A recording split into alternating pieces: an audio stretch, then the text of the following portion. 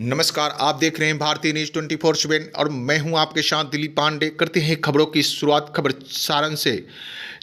लोकसभा चुनाव की विगले बज चुकी है, जहां 2 चरणों की चुनाव भी हो चुकी है। इसी क्रम में सभी दल के प्रत्याशी अपने अपने पार्टी की सिंबल लेकर अपने लोकसभा क्षेत्र पे पहुंच चुके। इसी क्रम में सारण लोकसभा के एनडीए के प्रत्याशी राजीव प्रताप रूढ़ी अपनी पार्टी के सिंबल लेकर सारण नामांकन के लिए पहुंचे, जहां पर केंद्रीय रक्षा मंत्री राजनाथ सिंह उनके नामांकन में पहुंचे। वहीं बिहार सरकार के तमाम मंत्री, पूर्व मंत्री और विधायक और सभी पार्टी के जिला अध्यक्ष, प्रदेश अध्यक्ष भी पहुंचे, जहां पर नामांकन के बाद छपरा के राजेंद्र स्टेडियम में आशीर्वाद सभा का आयोजन की गई, जिसमें रक्षा मंत्री राजनाथ सिंह ने आए तमाम कार्यकर्ताओं और तमाम लोगों को उन्होंने संबोधित करते हुए राजीव प्रताप रूढ़ी के पक्ष में मतदान करने के लिए कहते हुए उन्होंने विपक्ष पर जमकर निशाना साधा। क्या कुछ कहे रक्षा मंत्री राजनाथ सिंह, खुद ही सुने। नमस्कार, अगर आपने चैनल को लाइक और सब्सक्राइब नहीं किए हैं तो जरूर करें। केंद्रीय मंत्री श्री रविशंकर प्रसाद जी, सांसद श्री जनार्दन सिंह जी सिग्रीवाल, श्री उमेश जी कुशवाहा, राज्यसभा सदस्य श्री संजय झा, शाहनवाज हुसैन पूर्व केंद्रीय मंत्री, श्री संतोष सिंह मंत्री बिहार सरकार, श्री जगन्नाथ ठाकुर, श्री महाचंद सिंह जी, श्री चंद्रिका राय जी, श्री मुनेश्वर चौधरी, श्री सीएन गुप्ता, श्री कृष्ण कुमार मंटू, श्री विनय सिंह, श्री ज्ञानचंद मांझी, हेम नारायण सिंह, अल्ताफ आलम राजू, दीपक कुमार सिंह, अशोक कुशवाहा, उज्ज्वल श्रीवास्तव, लक्ष्मी नारायण गुप्ता, अनूप श्रीवास्तव, धर्मेंद्र कुमार सिंह, अरविंद कुमार सिंह, वैद्यनाथ प्रसाद विकल, शत्रुघ्न भक्त और विवेक सिंह। और इस सभा में मौजूद मेरे सभी सम्मानित बहनों एवं भाइयों, शायद लंबे अरसे के बाद किसी सार्वजनिक सभा को संबोधित करने के लिए आप लोगों के सामने खड़ा हुआ। आप लोगों ने बहुत ही गर्मजोशी के साथ स्वागत किया है, आपने तालियां बजाकर स्वागत किया है, आपने बड़ी फूलों की हार पहनाकर आपने स्वागत किया है। लेकिन मैं जानता हूं भारत की परंपरा है और शिष्टाचार का तकाजा है, स्वागत, अभिनंदन और सलाम दुआ कभी एक तरफा नहीं होना चाहिए। इसलिए मैं भी अपनी तरफ से शीश झुकाकर आप सभी बहनों भाइयों का हार्दिक अभिनंदन करता हूं, आप सभी का मैं स्वागत करता हूं। मेरे बहनों भाइयों, यदि आज आपके बीच में आया हूं तो राजीव प्रताप जी रूढ़ी के लिए आपके प्रचंड समर्थन की अपील करने के लिए आया हूं। राजीव प्रताप रूढ़ी जी का मैं समझता हूं छपरा क्या, देश का बुद्धिजीवी समाज भी अच्छी तरह जानता है वह कैसे व्यक्ति हैं। भारत की संसद में जिस प्रभावी तरीके से आपकी आवाज को बुलंद करने का काम राजीव प्रताप जी रूढ़ी करते हैं, बहनों भाइयों, उसकी जितनी भी सराहना की जाए वह कम है। ये एक अच्छे वक्ता हैं, प्रभावी तरीके से देश की समस्याओं को भारत की संसद में आवाज देते हैं राजीव प्रताप रूढ़ी। तो एक अच्छे पायलट भी हैं। मुझे पक्का विश्वास है कि इस चुनाव में भी आप सबका इन्हें समर्थन प्राप्त होगा और सारे विपक्षी दलों को हमारे राजीव प्रताप रूढ़ी जो एक कुशल पायलट हैं उनको हवा में उड़ा देंगे, मैं पूरी तरह से आश्वस्त हूं।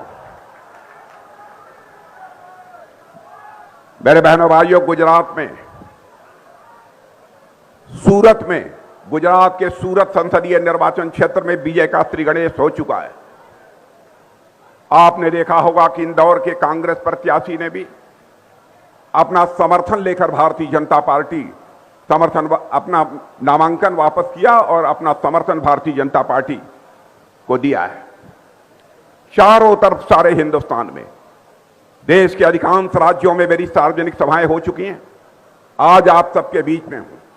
सारे देश का माहौल जो देखने को मिल रहा है, मुझे लगता है कि हम लोगों ने जो 400 पार का लक्ष्य निर्धारित किया है बहनों भाइयों, वह 400 पार का लक्ष्य प्राप्त करने में हम पूरी तरह से कामयाब होंगे, यह मेरा पक्का विश्वास है।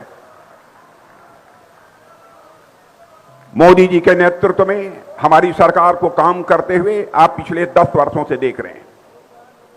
बहनों भाइयों, चाहे कोई दावा कुछ भी करे, लेकिन इस सच्चाई को कोई मां का लाल नकार नहीं सकता है। अंतर्राष्ट्रीय जगत में भारत का मस्तक ऊंचा करने का काम यदि किसी भारत माता के सपूत ने किया है तो हमारे प्रधानमंत्री नरेंद्र मोदी जी ने किया है। पहले अंतर्राष्ट्रीय मंचों पर भारत कुछ बोलता था तो भारत की बातों को जितनी गंभीरता पूर्वक अंतर्राष्ट्रीय मंचों पर लिया जाना चाहिए, लोग नहीं लेते थे। लेकिन आज भारत यदि अंतर्राष्ट्रीय मंचों पर बोलता है, सारी दुनिया कान खोलकर सुनती है कि भारत बोल क्या रहा है। यह भारत की हैसियत बड़ी है। धन दौलत के मामले में भी हमारा भारत 2004 से लेकर आदरणीय अटल बिहारी वाजपेयी जी की सरकार जाने के बाद, जब डॉक्टर मनमोहन सिंह जी प्रधानमंत्री बने थे, तब से लेकर 10 वर्षों तक उन्होंने हुकूमत चलाई है। 2014 तक हमारा यह भारत दुनिया के देशों में धन दौलत के आकार के मामले में, इकोनॉमी की साइज के मामले में दुनिया में 11वें स्थान पर खड़ा था। लेकिन मेरे बहनों भाइयों, मोदी जी के नेतृत्व में हमारी सरकार ने जिस तरीके से करिश्माई काम किया है, आप भी सीना ठोक कर कह सकते हैं, धन दौलत के मामले में जो हमारा भारत 2014 में 11वें स्थान पर था, वह जंप लेकर आज दुनिया में 5वें स्थान पर पहुंच गया है। मेरे बहनों भाई, मैं ही नहीं, सारी दुनिया के माने जाने अर्थशास्त्री, दुनिया की बड़ी बड़ी फाइनेंशियल फर्म यह दावा कर रही हैं कि जिस तरीके से भारत तेजी के साथ आगे बढ़ रहा है, विश्व की सर्वाधिक तेजी से आगे बढ़ने वाली अर्थव्यवस्था किसी देश की है तो भारत की है। और जिस तरीके से आगे बढ़ रहा है, यह पक्का है कि आज के 2.5-3 साल के बाद 2027 आते आते इस संभावना को भी नहीं नकारा जा सकता कि 2027 के पहले भी हो सकता है कि हमारा यही भारत धन दौलत के आकार के मामले में दुनिया की टॉप 3 कंट्रीज में आकर खड़ा होने जा रहा है। मेरे बहनों भाई, यह कोई छोटी बात घटना है, यह हमारी छोटी उपलब्धि है। आतंकवाद का जहां तक सवाल है, कांग्रेस की हुकूमत डॉक्टर मनमोहन सिंह जी की आपने देखी है, उसके पहले की भी कांग्रेस की हुकूमतों को आपने देखा है। बराबर केवल जम्मू कश्मीर में ही नहीं, देश के किसी न किसी राज्य में कोई न कोई आतंकवादी वारदात होती रहती थी। आज कोई मां का लाल बतला दे कि भारतवर्ष में किसी राज्य में कोई आतंकवादी वारदात हो रही है। शायद छिटपुट कश्मीर में कोई एकाक वारदात महीने में कोई हो जाती होगी, क्योंकि अब पड़ोसी देशों ने भी समझ लिया है भारत अब यह कमजोर भारत नहीं है, भारत यह दुनिया का ताकतवर देश बन चुका है। और बहनों भाइयों, आप भी यकीन रखना, भारत के रक्षा मंत्री के रूप में यकीन दिलाना चाहता हूं, भारत की सीमाएं पूरी तरह से सुरक्षित हैं। आज हमारी ताकत है कि भारत सीमा के इस पार भी मार सकता है, जरूरत पड़ी तो सीमा के उस पार भी जाकर भारत मार सकता है। यह भारत की हैसियत है।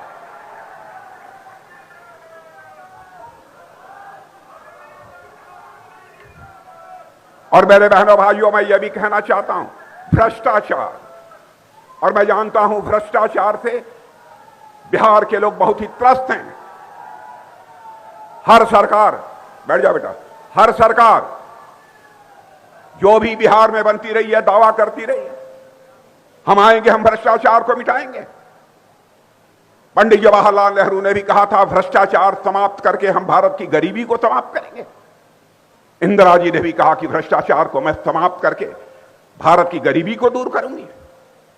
डॉक्टर मनमोहन सिंह जी भी यही कहते रहे, राजीव गांधी जी ने भी इसके पहले यही कहा था।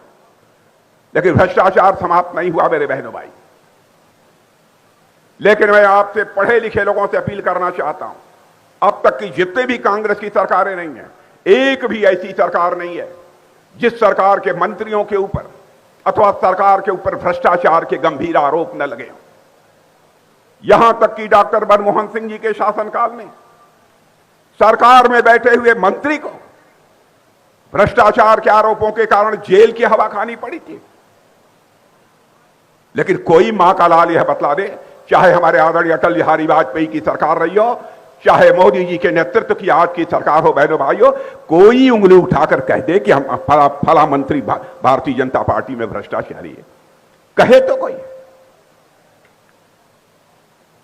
आरोप लगाने के लिए चाहे कोई कुछ भी आरोप लगा दे।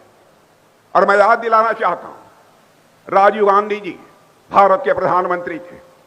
बहनों भाइयों, मैं किसी प्रधानमंत्री की कभी आलोचना नहीं करता हूं, क्योंकि मैं मानता हूं प्रधानमंत्री चाहे किसी भी राजनीतिक पार्टी का हो, वह व्यक्ति नहीं होता है, वह संस्था होता है। लेकिन राजीव गांधी जी ने एक बार अपनी मजबूरी जाहिर करते हुए यह कहा था, क्या करें, हम दिल्ली के बैंक से 100 पैसा भेजते हैं, लेकिन नीचे पहुंचते पहुंचते लोगों की जेबों में बामुश्किल 14 पैसा पहुंच पाता है। 86 पैसा यह भ्रष्टाचार की भेंट चढ़ जाता है। लेकिन किसी भी सरकार ने इस संकट से निपटने के लिए जो कुछ प्रभावी कदम उठाए जाने चाहिए थे, नहीं उठाया। लेकिन हमारी सरकार ने, हमारे प्रधानमंत्री ने यह काम किया। बहनों भाइयों, 2014 में सरकार बनी थी, मैं भारत का गृह मंत्री था, प्रधानमंत्री जी बैठक ले रहे थे, हम दोनों लोग बैठक में थे। वह अधिकारियों को निर्देश दे रहे थे कि भाई किसी के पास पैसा हो अथवा न हो, जीरो बैलेंस अकाउंट खोलो। भारत का एक भी परिवार से इससे ही बचना चाहिए जिसका बैंकों में खाता न खुल जाए। मैंने पूछा कान में कि मोदी जी ऐसा क्यों, क्या जल्दबाजी है? कहे राजनाथ जी इसके बाद बैठकर मैं बतलाऊंगा, करिश्मा होगा भारत के अंदर। और आपने देखा जनधन खाता खुलने का क्या करिश्मा हुआ है। हमारे प्रधानमंत्री ने जनधन, आधार, मोबाइल की एक ऐसी त्रिमूर्ति खड़ा कर दी है कि आप सब भी अच्छी तरह जानते होंगे। आज दिल्ली के बैंक से 100 पैसा चलता है तो 100 का 100 पैसा आपकी जेब में पहुंचता है मेरे बहनों भाई।